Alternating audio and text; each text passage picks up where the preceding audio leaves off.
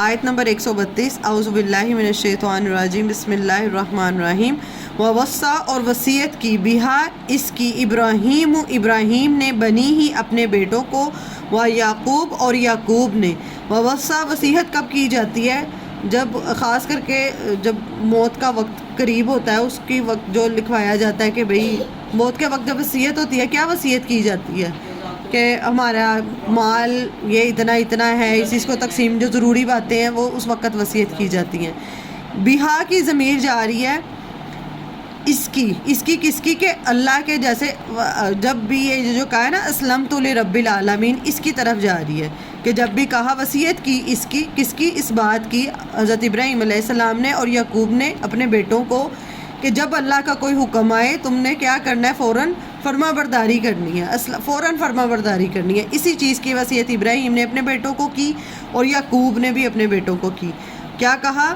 یا بنیا، اے میرے بیٹو، یا بنیا، اے میرے بیٹو، ان اللہ اصطفیٰ، بے شک اللہ نے چن لیا ہے، لکم تمہارے لیے، الدین، دین کو، فلا تموتن، پس تم ہرگز نہ مرنا، الا مگر، وانتم، اس حال میں کہ تم مسلم ہو۔ یعقوب علیہ السلام نے اور ابراہیم علیہ السلام نے بھی اپنے بیٹوں کو کیا نصیحت کی تھی کہ اے میرے بیٹو، کہ اللہ تعالیٰ نے چن لیا ہے کس کے لیے، تمہارے لیے، کس کو، دین کو، تو تم اس حال میں نہ مرنا کہ تم مسلمان ہو۔ مسلمان سے مراد یہاں پہ کچھ غلط فہمی یہاں پہ مسلمانوں کو ہے، وہ یہ سمجھتے ہیں کہ اس سے مراد یہ ہے کہ تم نے اسلام قبول کر لیا تو اب کافر نہ مرنا، یہ مراد نہیں ہے۔ جو چوری کر رہے ہیں، جو ڈکیتی کر رہے ہیں، جو گناہ کر رہے ہیں، مسلمان تو وہ بھی مرتے ہیں۔ اس سے مراد یہ ہے کہ اس حال میں نہ مرنا کہ تم اللہ کے فرما بردار ہو، مطلب کوئی ایسا کام کرتے ہوئے تمہیں موت نہ آئے کہ تم ایسا کوئی غلط کام کر رہے ہو کہ اور تمہیں موت آ جائے اور تم اس حالت میں مرو کہ تم اللہ کے فرما بردار نہیں تھے، یہاں پہ یہ مراد ہے، ٹھیک ہے، کہ اس حال میں نہ مرنا کہ کوئی ایسی نافرمانی کا کام، مثال کے طور پہ کہ کئی لوگ شراب پیتے ہیں، تو شراب پیتے ہوئے پی کے اس حالت میں کئی لوگوں کی ڈیتھ ہو جاتی ہے، تو وہ بظاہر دیکھنے میں تو وہ مسلمان ہے آدمی، لیکن وہ حالت فرما برداری میں مرا ہے نہیں۔ یا کئی لوگ آپ نے پیچھے کی گزارنی ہے صبح سے شام تک، ہر حال میں تم اس حال میں ہو کہ تم اللہ کی فرما برداری والے کام کرو، ایسا کام ہی مت کرو کہ جس میں تمہیں اگر موت آ جائے تو وہ فرما برداری والی موت نہ ہو، کیونکہ موت کا کوئی وقت مقرر ہے، ایک سیکنڈ کا نہیں پتہ، انسان کو اگلی چند گھڑیوں کا نہیں پتہ کہ کب ہم نے ختم ہو جانا ہے۔ تو کوئی ایسے کام، گناہ کی مجلسیں یا ایسے کام کرتے ہوئے وہ کام اپنی زندگی سے نکال دینا ہے کہ کیا خبر کہ تمہیں اسی وقت موت آ جائے اور تم اللہ کے فرما بردار نہ ہو۔ یہ آیت سمجھ میں آئی کیا بات ہو رہی ہے؟ کہ ابراہیم نے اپنے بیٹوں کو اور یعقوب علیہ السلام نے بھی اپنے بیٹوں کو کیا کہا؟ یا بنی، اے میرے بچے، اے میرے بیٹے، کہ اللہ نے چن لیا اس دین کو، تو تم نے ابھی اس حال میں نہیں مرنا، کہ اس ہرگز نہ مرنا اس حال میں مگر کہ تم کیا ہو، مسلم۔ یہاں پہ مسلمون سے کیا مراد ہے؟ فرما بردار ہو۔ وقت ہماری وصیتیں پتہ ہے کیا ہے کہ فلانا یہ پڑا ہوا ہے، ہماری کیا دنیا کی وصیتیں ہو رہی ہوتی ہیں، اور یہاں پہ انبیاء کو کتنی فکر ہے یہ پتہ چل رہا ہے کہ ان کو یہ ہے کہ ہمارے بچوں کو موت نہ آئے اس حال میں کہ ہاں اس میں یہ رشتے کر لینا، اس وقت دادیاں رشتے کروا رہی ہوتی ہیں، بھن دے نال کر لو تو بھرا نال کر لو، رشتے کر لو، لیکن یہاں پہ جو ہماری نظر میں ضروری ہوتا ہے نا، اس کی مرنے سے پہلے آپ کو سوچیں ابھی آپ وصیت کیا کیا وصیت کرنا چاہیں گے۔ وصیت میں کہ میرے بچوں کا خیال رکھ لینا، ہم سب سے زیادہ فکر کیا ہے؟ بچوں کی فکر ہے، یہ میرے پاس یہ چیز پڑی ہے اس کی فکر ہے، یا گولڈ پڑا ہوا ہے، یہ فلاں چیز ہے، یا فلاں پلاٹ میں نے چھپا کے رکھا ہوا ہے، یا یہ بتائیں گے تاکہ وہ دوسرے، یا میرے پہ اتنا قرض ہے میں نے اس کے اتنے پیسے دینے ہیں، یہ۔ لیکن یہاں پہ انبیاء کا یہ ٹھیک ہے وہ بھی ضروری ہے، لیکن یہ دیکھیں ان کو اس بات پہ کتنی فکر تھی کہ ہمارے بچے اس حالت میں نہ جائیں کہ وہ کوئی نافرمانی کا کام کر رہے ہوں۔ اور یہ نصیحت بہت جامع ہے کہ مطلب یہ ہے کہ پوری زندگی تمہاری کوئی نافرمانی کا کام نہ کرو، کیونکہ موت کا تو پتہ ہی نہیں ہے، کسی بھی وقت آ جائے گی۔ میں تو یہی نصیحت کروں آخرت کے لیے کچھ کر لیں، جتنی بھی آپ میں ہمت ہے، جو بھی ہے، میں دماغ میں بھی ان کے لیے یہی دعا بالکل کہ یہ وہ کام کرے جس سے ان کی آخرت بن جائے، بالکل۔ لیکن یہ دیکھیں نا کتنی جامع ہے۔ اب آپ نے بچوں کو سمجھانا ہے تو یہ سمجھانا ہے کہ اس حال میں نہ مرنا کہ تم اللہ کی کوئی ایسا کام نہ کر رہے ہو کہ اللہ کی نافرمانی کرتے ہوئے تمہیں موت آ جائے۔ تو یہ چیز ایسی ہے کہ بچوں کے اندر پھر یہ اویئرنیس ڈالتی ہے کہ ہم نے کم از کم جو بڑے حرام والے کام ہیں ان سے تو ہم بچے نا، یا جہاں پہ اگر موت آ جائے تو ہم وہ فرما بردار نہ ہوں. تو یہ چیز انسان کی زندگی کا پرسپیکٹیو ہی چینج کر دیتی ہے. دیکھیں وہ کتنی بھی جی جامع ہے کہ تمہیں موت نہ آئے اس حال میں کہ تم کیا ہو اللہ کے فرما بردار ہو, تم مسلمان ہو, اللہ کی فرما برداری والے کو تم کام کر رہے ہو. آیت نمبر 100 تھے تم شہداء موجود اذ حاضرہ جب آئی یعقوب کو الموت موت. حضرت یعقوب علیہ السلام کون تھے؟ حضرت اسحاق علیہ السلام کے بیٹے تھے. اور یعقوب کہتے ہیں یعقوب علیہ السلام کا جو نام پڑا تھا نا, یعقوب کہتے ہیں عقب سے نکلا. عقب کہتے ہیں ایڑی کو. تو حضرت اسحاق علیہ السلام کے جو بچے ٹوینز ہوئے تھے نا, پہلے ایک بھائی ہوا تھا, ٹھیک ہے, عیسو اس کا نام تھا شاید ان کا.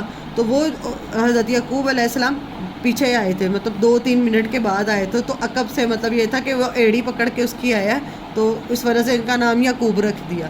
اس لیے اللہ تعالیٰ نے حضرت یعقوب علیہ السلام کو اسرائیل کا جو ٹائٹل دیا تھا نا, جو ہم نے پڑھا ہے کہ یہ یعقوب علیہ السلام کا نام, پھر اللہ تعالیٰ نے ان کا نام اسرائیل رکھا تھا. تو یہاں پہ کیا کہا ہے کہ کیا تم تھے موجود اس وقت جب آئی کس کو؟ یعقوب علیہ السلام کو موت. اس قال لبنیہ جب اس نے کہا اپنے بیٹوں سے ما تعبدون من بعدی تم کس کی عبادت کرو گے میرے بعد؟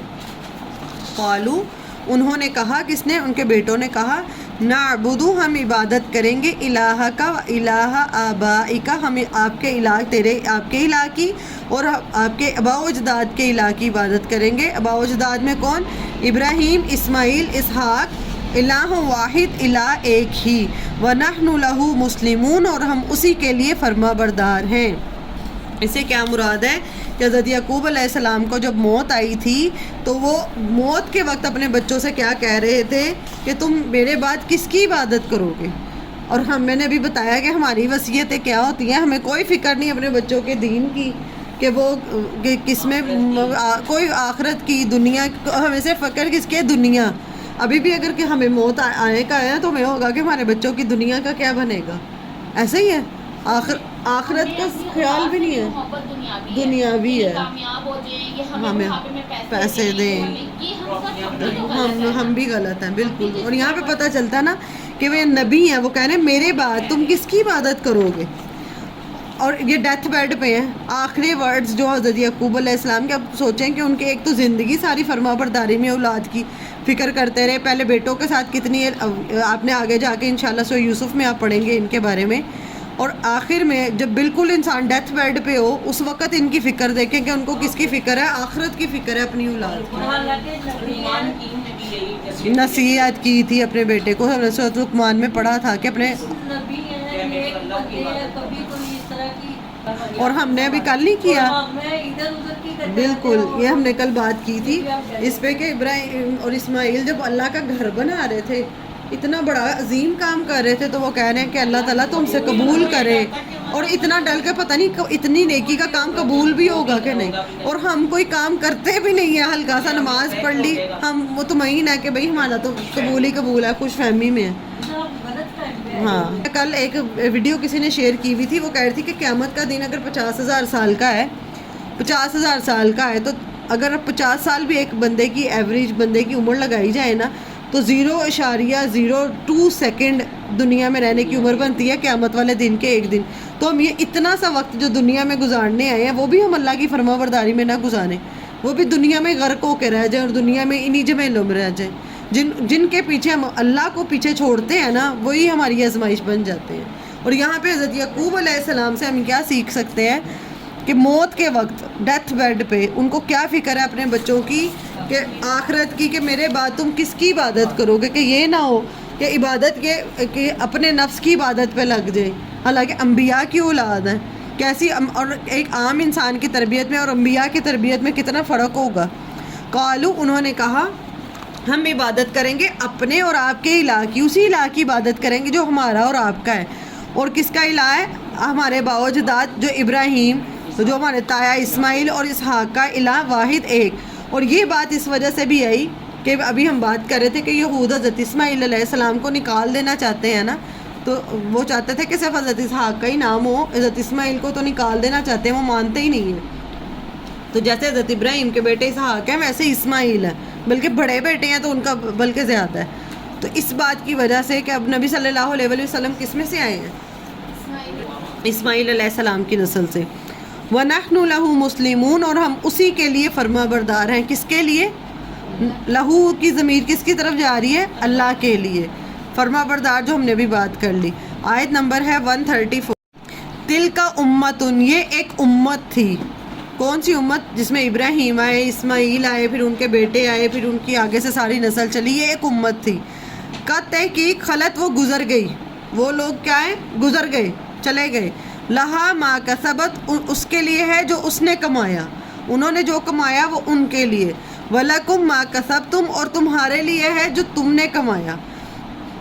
ولا، اور نہ تسألون، تم سوال کیے جاؤ گے. اما، اس کے بارے میں کانو تھے وہ یعملون، جو وہ عمل کرتے. مطلب جو انہوں نے فرما برداری کی یا ان کی فرما برداری تمہیں فائدہ نہیں دے گی، الا یہ کہ تم بھی ان کے طریقے پہ چلو.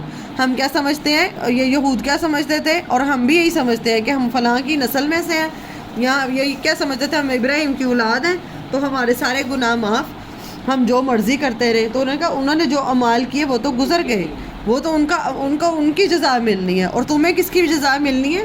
جو کسبہ کہتے ہیں جو ہاتھ سے کمائی جو بھی تم کرو گے، جو بھی کام نیک یا بد، جو بھی کام تم کرو گے تم سے سوال کیا جائے گا. ایک ماں باپ نے زندگی قرآن کے مطابق گزاری اور اس کے بعد اپنی اولاد پہ محنت کی، انہوں نے حفظ کی، اپنی اولاد کو حفظ کروایا، اس کی زندگی قرآن کے مطابق چلے گی تو وہ صدقہ جاریہ آٹومیٹکلی والدین کے لیے بن جائے گا. اولاد اچھا کرے یا برا کرے، اس کے تربیت کا جو اجر ہے نا وہ ماں باپ کو ملنا ہے. آپ نے اچھی تربیت کی تو آپ کے اجر ملتا رہے گا. یا آپ نے قرآن سکھایا، جیسے آپ لوگ قرآن سیکھ رہے ہیں، آپ میں سے کوئی ایک آگے سکھانے والا، اللہ کرے سب کو اللہ تعالیٰ آپ سب کو چن لیں، اللہ آپ آگے سکھانے والے، اپنے آگے اولاد کو، اپنے آس پاس کے لوگوں کو، نسلوں کو سکھانے، وہ آگے سکھانے والے بن جائیں تو یہ ایک صدقہ جاریہ بن جائے گا نا. لیکن اگر قرآن کے ساتھ تعلق ہی نہیں ہے میرا قرآن کے ساتھ کوئی واسطہ ہی نہیں ہے، نہ میں نے کبھی کھول کے دیکھا نہ پڑھا، تو پھر یہ میرے لیے کیسے صدقہ جاریہ بن سکتا ہے؟ عقل کی بات ہے کہ ہم کہتے ہیں کہ مسجد سے بچے بلا لو، وہ بچے جو صدقہ جاریہ بن رہے ہیں وہ اپنے ماں باپ، اپنے استاد کے لیے بن رہے ہیں. وہ آپ بلا کے اپنی میت پہ جتنا مرضی پڑھواتے رہیں گے، ان کو کیسے فائدہ ہوگا جب آپ نے اگر آپ نے اس میں حصہ ڈالا ہے. اب جیسے آپ نے اس جگہ کے لیے کوئی بندوبست کر کے دیا ہے، آپ نے اس جگہ کے لیے کوئی سٹنگ کے لیے، کوئی چادروں کے لیے، کوئی پنکھے، کوئی چیزوں کے لیے آپ نے ڈالا ہوا حصہ کسی جگہ پہ، اور پھر وہاں پہ تعلیم دی جا رہی ہے، تو ہاں پھر آپ کو حصہ ملے گا. جب آپ کا موت کا وقت آتا ہے نا، جو آپ اپنی زندگی میں بہت زیادہ جس بارے میں سوچتے ہیں یا بہت زیادہ آپ جو الفاظ ادا کرتے ہیں نا، مرتے وقت انکانشیسلی آپ کی زبان سے وہی چیز نکلتی ہے. کیونکہ جو لوگ گالیاں نکالتے ہیں نا ماں بہن کی، وہ مرتے وقت بھی گالیاں نکال رہے ہوتے ہیں. اور یہ میں نے دیکھا ہے کہ کئی لوگ ایسے ہوتے ہیں بڑے جو گالیاں نکالتے تھے، ایسے بقیہ کلام بنی ہوئی تھی تو وہ ڈیتھ بیڈ پہ بھی گالیاں نکال رہے ہوتے ہیں. اور یہ اب ریسرچ کی گئی، جو لوگ کمنٹری نہیں کرتے یہ میچز وغیرہ کی، وہ جب اپنے ڈیتھ بیڈ پہ ہوتے ہیں وہ اس وقت بھی کمنٹری کر رہے ہوتے ہیں. جب اس کا غنودگی کا عالم ہوتا ہے، مطلب اس کا دماغ تو اس طرح کام نہیں کرتا، لیکن زبان ابھی چل رہی ہے، تو وہ پھر اپنی زبان سے اول فول کافی کچھ نکالتے رہتے ہیں. یہ واقعی میں وہی نکال رہے ہوتے ہیں. تو جو ہمارے ذہن، اب سے سوچے کہ یعقوب علیہ السلام کے ذہن میں کیا ہوگا کہ وہ اپنے بچوں کو ایسے کہہ رہے ہیں کہ جب تم اس دنیا کہ تم کس کی عبادت کرو گے. کتنی ان کی وہ ہوئی ہوئی تھی، اب وہ کتنی ان کو فکر تھی، اور کتنا ان کی وہ سب کانشیس مائنڈ سے بھی وہ اس طرح کہہ رہے ہیں. اور ہمیں اپنی کیا کرنا ہے، اپنی زبان کو اس چیز پہ ٹرین کرنا ہے. اس لیے سید الاستغفار آپ لوگوں کو ابھی یاد ہو گیا، ایک اس کو مت چھوڑیں، اس کے بارے میں آتا ہے، بتایا تھا آپ کو ٹیچر نے کہ جو صبح کے وقت پڑھے گا شام تک اگر اس کی ڈیتھ ہو جائے تو وہ جنتی ہے، شام کو پڑھے صبح تک ڈیتھ ہو جائے تو وہ کیا ہے، جنتی ہے. تو ایک وہ نہ چھوڑے، اور زبان میں اور کچھ نہیں، جس وقت فری ہو، میری آزمائی ہوئی چیز ہے، اس وقت آپ کم از کم استغفار اپنے آپ کو ٹارگٹ دیں کہ میں نے ایک دن میں 10,000 بار استغفر اللہ پڑھنا ہے، 10,000 بار کم از کم. یہ ہو کہ میری زبان ہر وقت اللہ کے، کہ اگر ہم اس دنیا سے بھی جائیں بھی اگر، تو ہمارا استغفر اللہ ہی ہماری زبان سے نکلے یا اللہ کا ذکر نکلے. استغفر اللہ کہہ لیں، استغفر اللہ ربی من کل ذنب کہہ لیں، لیکن استغفر اللہ، کئی لوگ استغفار کہتے ہیں، وہ نہیں، وہ کیا معافی، وہ نہیں. استغفر اللہ کہ اے اللہ مجھے معاف کر دے.